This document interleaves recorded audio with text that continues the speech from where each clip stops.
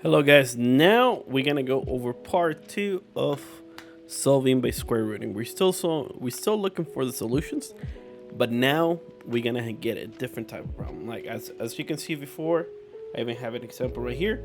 We had x squared, right? But now look at what we have. We're gonna have a parentheses. We're gonna be treating it exactly the same way, but it's gonna be worked slightly different. Now, first thing that you gotta do whenever you get this type of problem is the following. You move everything still to the other side. So just like we did before, I'm gonna start moving things around. So boom, put my line right there. And then plus 6 over here, plus 6 over here. That's gonna give me 49. Is equal to x plus 5 squared, right? Now what's gonna happen is just like we did previously, we're gonna square root both sides. So I'm gonna go ahead and square root. And I'm gonna square root the whole thing. So it's equal to square root, don't forget plus and minus. That's a minus right there. Okay, so let's go ahead and do this.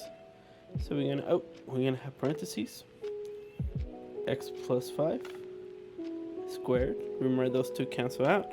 Over here we're gonna have 49 squared, whatever that is. So over here, this whole thing is gonna drop down. So it's gonna be x plus 5 equals, and now we have the square root. So it's going to be plus or minus the square root of 49, which for us is pretty easy. It's just 7.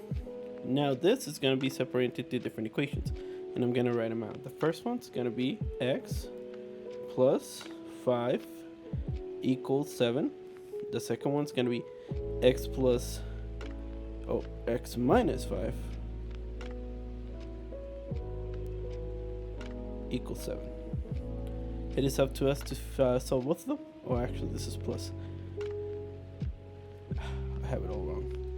The second one is minus 7. Sorry, my bad. There you go.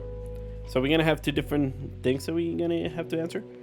So two expressions. All you have to do is just solve for it. So on both cases, we're gonna do minus 5, and then we just do add them or subtract depending on how it is. Now the first one is going to be a subtraction, so it's going to be x is equal to 2. And in the second one, I'm going to have to add both negatives, which in this case is going to be x equals negative what? 12? Yes. And those are my two answers for this one. All right, pretty easy. Pretty straightforward. That's going to be all the work that we're going to be doing. Now, I'm not going to do a lot on this one, so I'm just going to try and do probably this 4. Or I'll try and do this 2, and then I'll do this 2 over here. That way I can have some space. Because this one's do take a little longer, and I don't have a lot of space here. All right, thank you guys for watching, and just make sure you just finish watching this one. This one's going to be pretty quick, and enjoy your day.